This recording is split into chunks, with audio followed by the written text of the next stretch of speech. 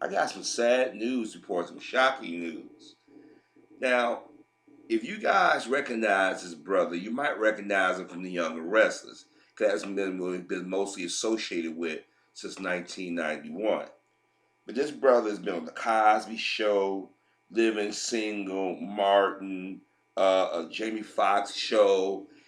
He even did a show, if I'm not mistaken, with Gladys Knight, Flip Wilson, and Jameel White back in the day. So that's another Family Matters connection. I just realized that on Young and the Restless, the brother that I forget his name, played Eddie Winslow right now. Darius McCray replaced Shamar Moore when Shamar Moore left.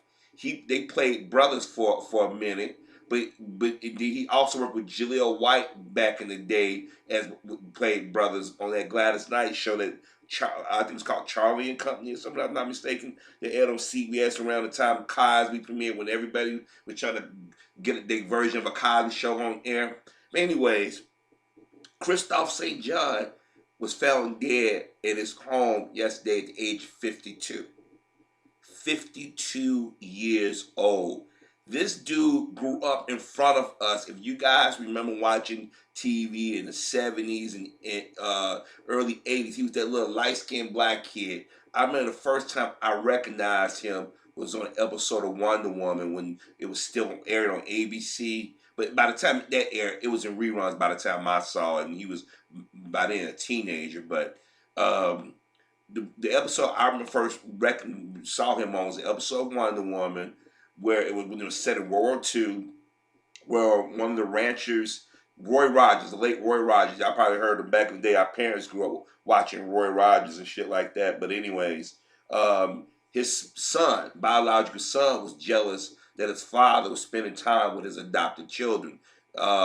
This British white boy, this Native American boy that didn't speak, Kristoff St. John's black character, and an Asian kid, if I remember correctly.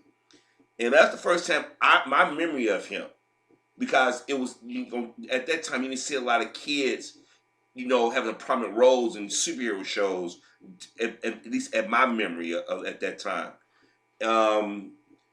Because by the time I saw Wonder Woman, it was new to me, but it had already been off the air of at least 2 or 3 years by the time I started to recognize the show. I think probably about 8, it went off the air in 79, I think 78, 79.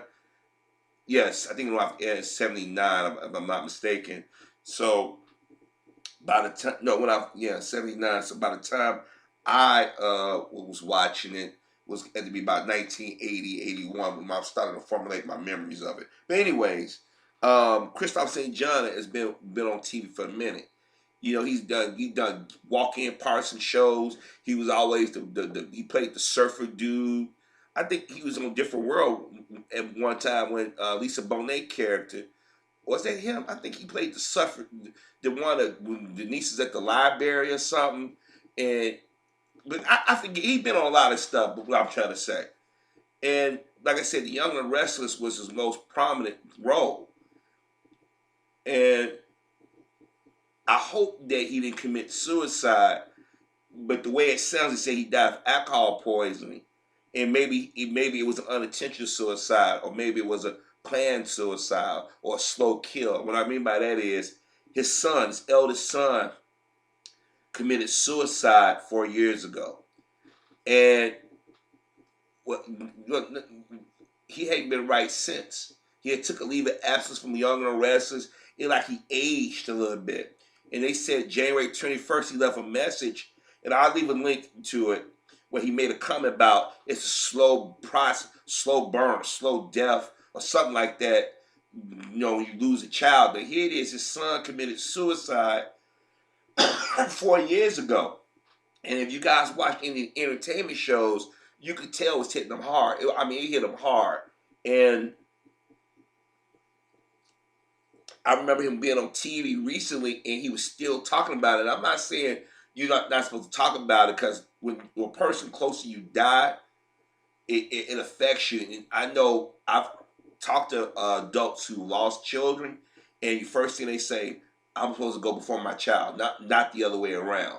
So I suspect the heavy drinking and things that he's gone through, and if it's proven it is alcohol related death or suicide, I think it relates back to his son committing suicide nearly 5 years ago. I should say now, because it was 2014.